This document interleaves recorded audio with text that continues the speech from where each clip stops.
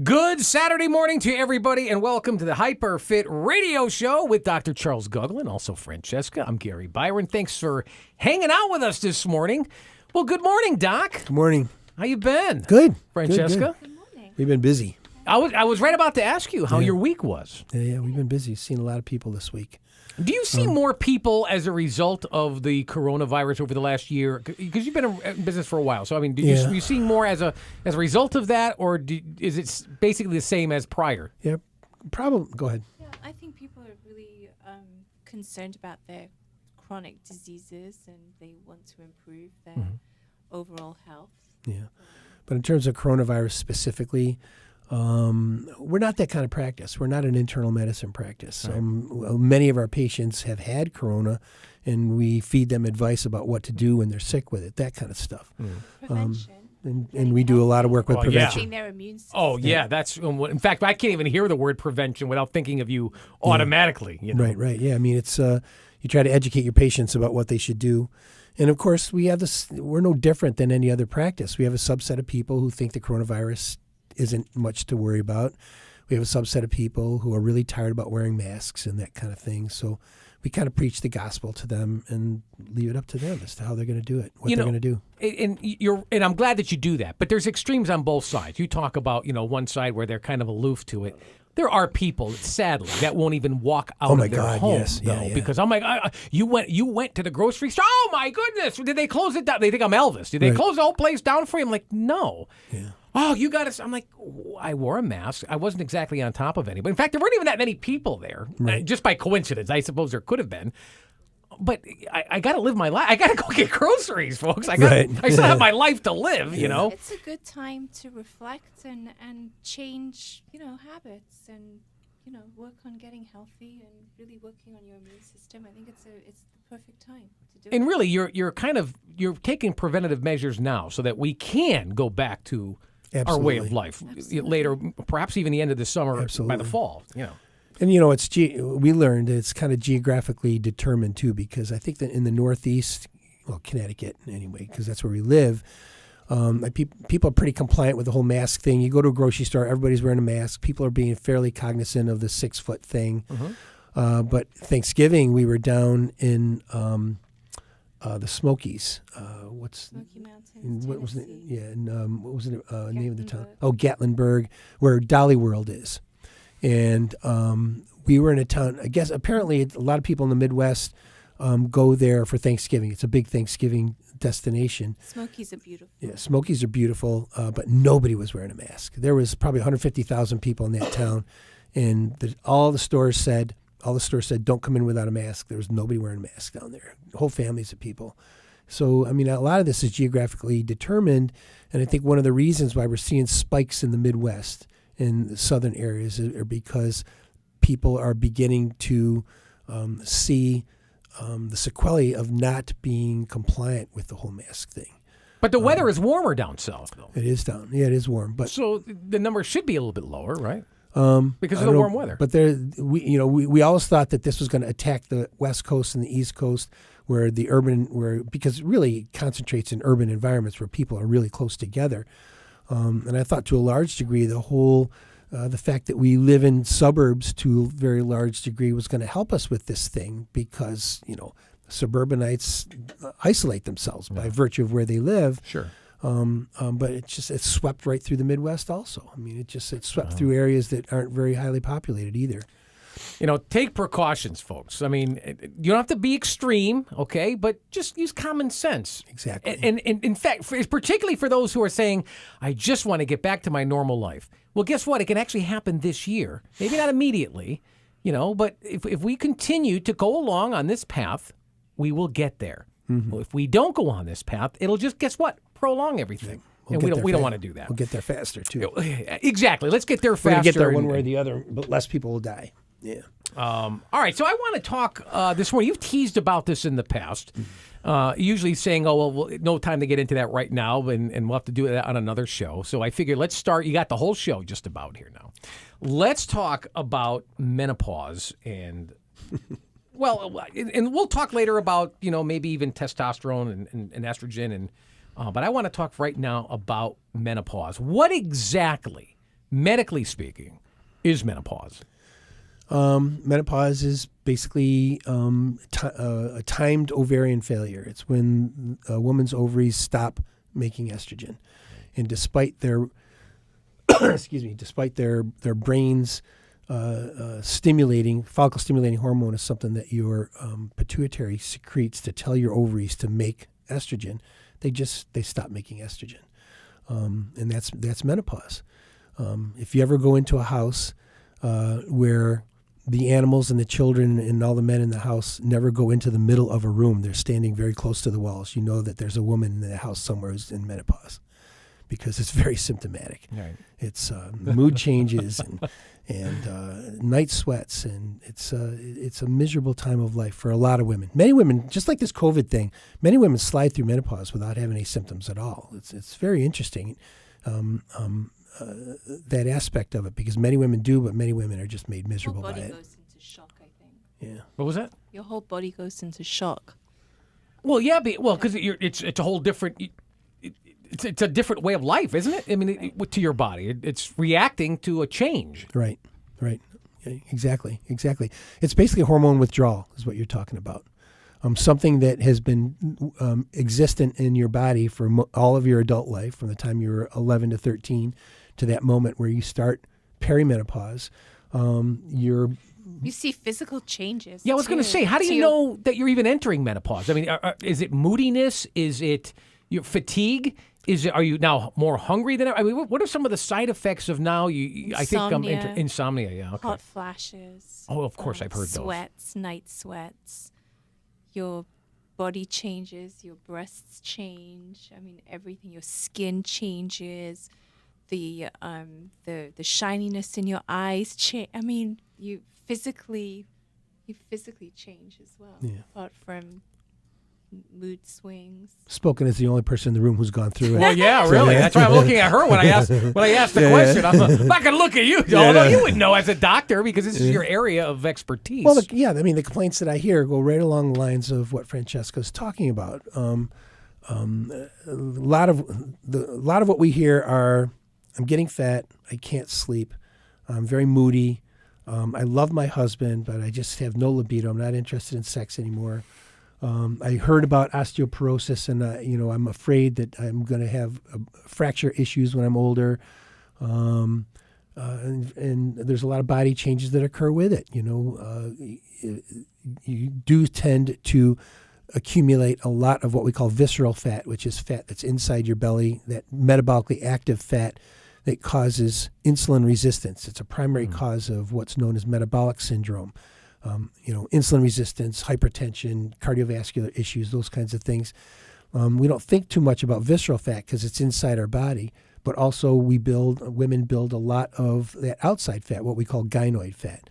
I'm turning into an apple. I hear that a lot. I'm looking like a man. Yeah. Not you. Well, you could. Yeah. But, I mean, the feminine side of you starts to go away when you go into menopause. That's why you need hormones, so you can remain feminine. Is it hard, though, to convince a woman? Is there ego involved where you need hormones? You need. Well, I never say that. Well, no, you wouldn't, but that's a hard pill to swallow. Yeah, it is. No well, pun intended there. It is, but most of the people come to us kind of know either from a radio show or looking at a website, that kind of thing. They're already coming through the door to a certain degree with their heads in line with our approach to this issue. Every once in a while, somebody will come to us, we'll do a complete workup on them, and most of their complaints can be addressed by the fact that either their thyroid is tired or they've gone through menopause, and they'll say, well, my doctor says that I should really do this natural. And I'm like, what does natural mean? Well, don't take any hormones. And so the whole idea, to a certain degree, is that Mother Nature is done with us when we're done procreating. I mean, think about it. We're no different than cockroaches or mosquitoes, okay? We're really just here to procreate. Oh, my goodness. And then when you think about it, we're just here after that fact. Why should you abandon the notion of having a good quality of life into old age because you're done having babies, I couldn't agree more. But when does it start? Very, extremely variable. We have several women who went through menopause in their early 40s. I did. I was 46 when I went. Yeah, she went through menopause young. We have a lot of women who have had their pelvises emptied out by a gynecologist way too early in their lives and suffered acute menopause. If you go through surgery and have your ovaries removed while you're still premenopausal, those symptoms can be quite profound in the postoperative phase. Do they stop menstruating? Well, they don't have a uterus, so yeah, definitely. No, I'm talking about going through menopause. Yes. They stop having their period. Yeah, Yes. Usually the first sign of it is extreme variability in that period. You know, most women have a fundamental idea of when it's supposed to come, when it's supposed to be done, and it gets weird in the perimenopausal phase. A lot of times they'll go 3-4 months without having a period, then they'll have a huge one. A lot of times they'll have a little bit of spotting, every other week or something like that, and have no more periods. The perimenopausal phase is something that can take years or can take months. So they're not they're actually decreasing their period. They're not increasing the amount. Some people do increase, and that's when they have hysterectomies. Some people tend to bleed for months. Yeah, very heavy periods in that It's perimenopausal just phase. different symptoms. Yeah, but eventually it stops. How about changes?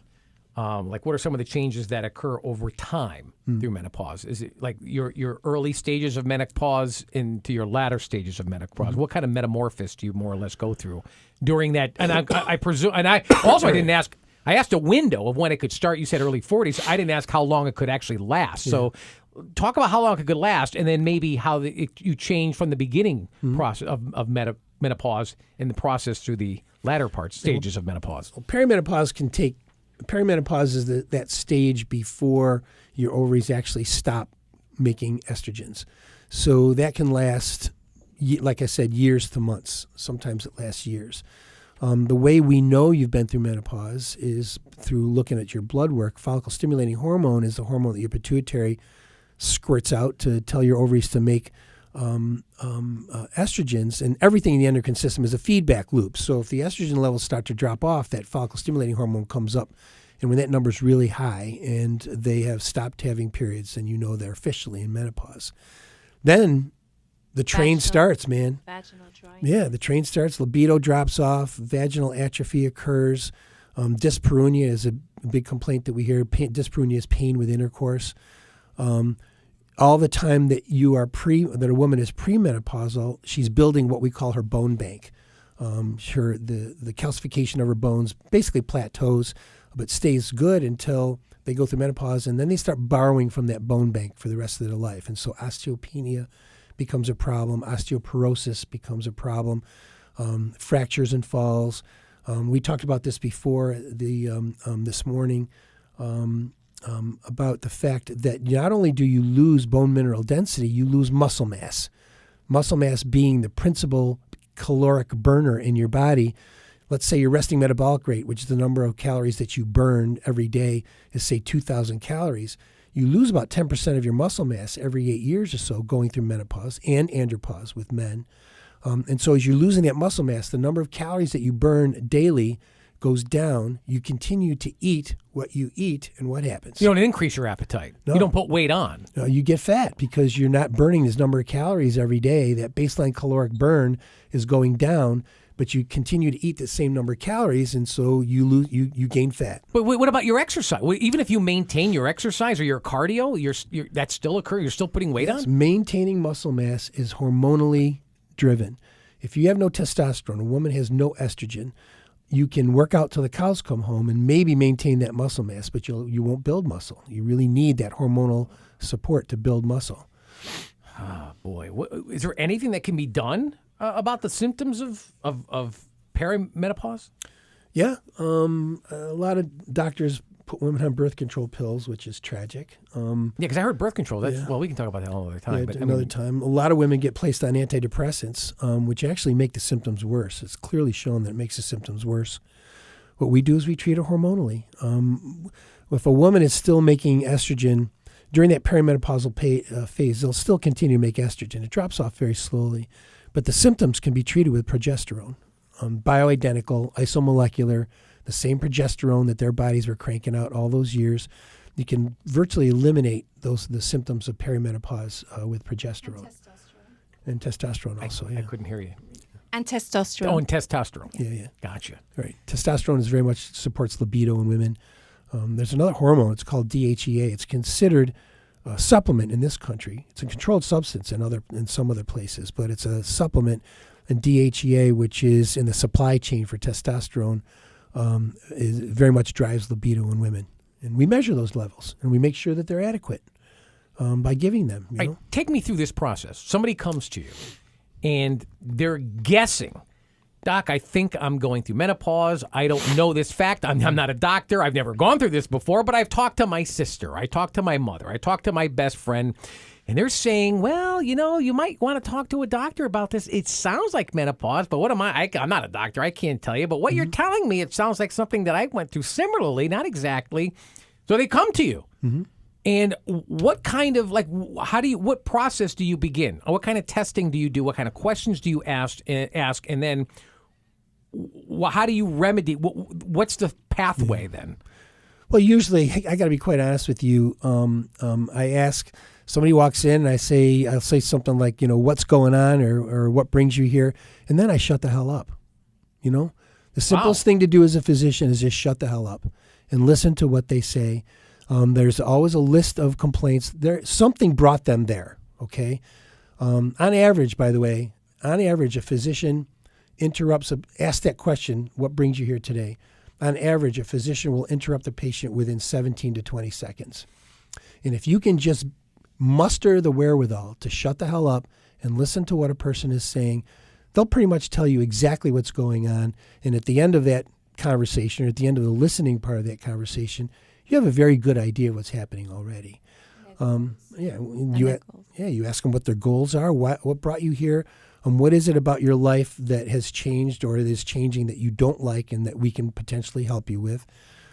That first consultation in our practice is always free. And so they have an opportunity to tell me what's going on. And then we start, the second phase is testing. We do a lot of blood work. We do a lot of body comp analysis, that kind of stuff. But mostly it just comes from listening to what's going on. Husbands, would they detect anything too? Would you encourage the husband to join his wife in coming to this and maybe Always. ask him a series of questions like, what have you noticed in changes to your wife or significant other? Always, because we always ask them to bring their spouses, especially men. We always want them to bring their wives because we know when they go home, they're going to get pimped with a million questions that they're not going to have the answer to. So it's really good to, especially the dudes, they should bring their wives. But look, a lot of times, I'm not a psychiatrist, but, a lot of times a woman will complain that her libido is terrible and she'll bring her husband in for, the first thing we do is a very comprehensive metabolic review, which takes a couple hours. And, I'll be talking to the woman, we'll be going through what's going on, what we've learned about her, creating a plan for her. And he's sitting there like this on his phone the whole time, not listening to a thing. That's not good. And I said, I can help you with your libido, but hormones are not really your problem. A lot of people need a marriage counselor, not hormones. Folks, you are listening to HyperFit Radio Show with Dr. Charles Guglin, Francesca Guglin. You were just speaking a moment ago about what the changes that occur throughout menopause. What I'm wondering, though, is there anything that can be done to avoid some of those changes throughout menopause? Well, there's nothing you can do to avoid the changes, but the changes are going to occur. But there's a lot of what we can do to help with the symptoms. All right. Yeah. We talked about that before. Progesterone is very helpful with the perimenopausal symptoms, the hot flashes, the lack of sleep. Progesterone is amazingly calming hormone. It's a balance with estrogen. And if you're not ovulating, you're not making much progesterone. And so it's very helpful in terms of ameliorating the symptoms that come with menopause. Well, hold on a second. But I've got to interject again. Progesterone. Mm-hmm. Is this a drug? Is this what kind of a supplement? Is this a vitamin? What is it? It is a hormone. There's a hormone. Okay. That we talk a lot about bioidentical hormones in a practice like ours. Bioidentical is kind of a stupid phrase, but what it really means is exactly the molecule that your body was cranking out your whole life is what we provide, progesterone. Unlike progestins, which have been prescribed for women for years, that do not create that balancing act with estrogen that bioidentical progesterone does. For the longest time, amongst the gynecologic community, the attitude was if you don't have a uterus, you don't need progesterone. Because don't forget, we all come from the era where most of the older women in our lives had hysterectomies for anything. Because once they were done having babies, it was just, they were considered, it's garbage in your pelvis. It's just going to make a problem for you. Let's get rid of it. And so a lot of those women were given Premarin, which is what's called a conjugated equine estrogen. It's mostly horse estrogens, and they weren't given progesterone. They weren't even given progestins because they didn't have a uterus. And the party line was that if you don't have a uterus, you don't need progesterone, which is ridiculous because what we say is if you don't have a brain, you don't have a heart, you don't have kidneys, you don't have a liver, and you don't have skin, then you don't need progesterone because every single cell in your body has progesterone receptors, and a female body has receptors for progesterone, especially your brain. It's critical to the calming that occurs with having adequate levels of that hormone. I would imagine there's a lot of fear in women when they come to you and they're premenopausal or menopausal, thinking that I've never experienced my body treating me like this. Yeah. How long will it last? I mean, everything must go through your mind. Yeah, sure.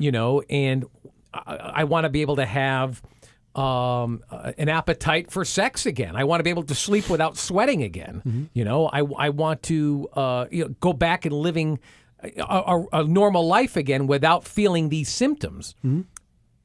But I know it's a different plan and it's a different length of time for each individual person that comes and sees you.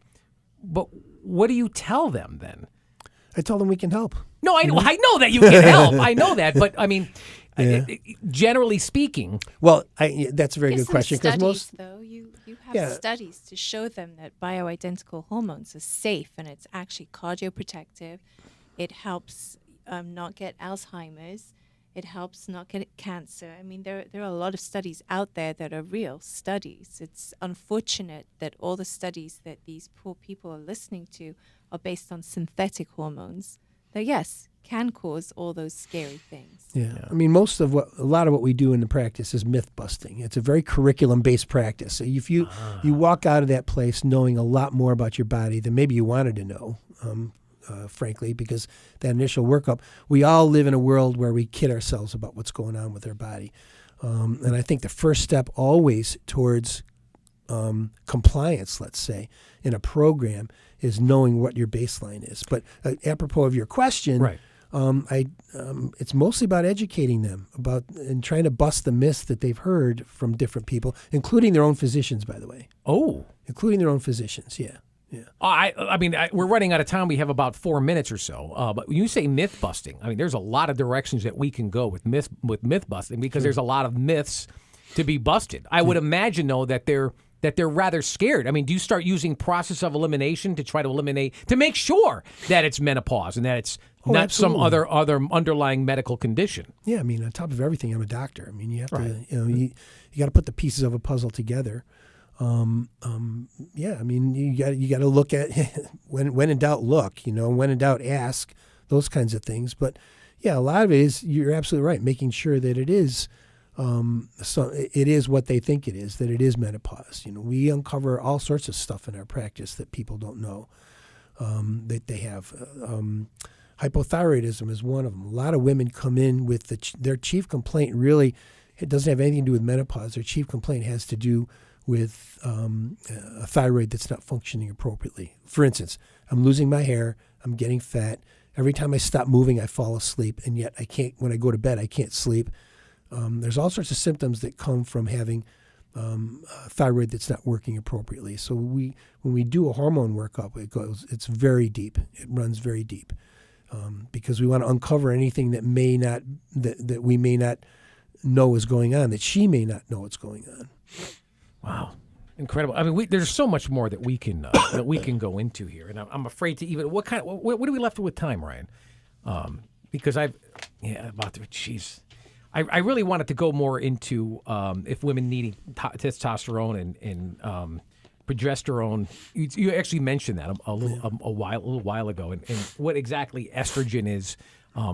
I don't know. Based on the amount of time that we have left, we'll do it next week. You want to do that? I'm not going anywhere. We have to continue this conversation because it just seems so significant. It seems vital, particularly, and I don't mean just for women. It's vital for husbands. It's vital for boyfriends. It's vital for whoever else is that woman who's going through this is involved with. Yeah, think about it. I mean, what is a relationship if intimacy isn't involved? Yeah, and intimacy is based on desire. It's based on having a body that functions the way you want it to function when you're anxious to be intimate with someone. When intimacy leaves a marriage, I don't know, it can kill a marriage, to a certain degree, or it changes the shape of a marriage. But there may be people who are going to go see a marriage counselor thinking, I'm not being desired anymore. My wife, has no... she doesn't initiate, doesn't even respond when I initiate, and that's part of the problem. And the woman could be like, I don't know what's wrong with me, and I still love my husband, but why am I? And it could not be anything psychological, but could be menopausal. Because we don't talk about those things. I know. You're right. There's a lot. Listen, that's why we love having you in this show, because we talk about things that most people are afraid to talk about. Right. Folks, if you've got a question. There's a couple of different ways that you can contact Dr. Charles Guglin. You can simply give him a phone call, area code 203-890-9777. Once again, 203-890-9777. You can also send him an email, hyperfitradio@gmail.com. Once again, hyperfitradio@gmail.com. We'll answer your question right here on the could be even next week. If you got something more of a personal nature that you'd like to email him, you can certainly do that as well. C. Guglin, that's Guglin, MD, at hyperfitmdamc.com. Let's pick up this conversation next week. For Dr. Charles and Francesca Guglin, I'm Gary Byron. Until next Saturday, have a good one, everybody. So long.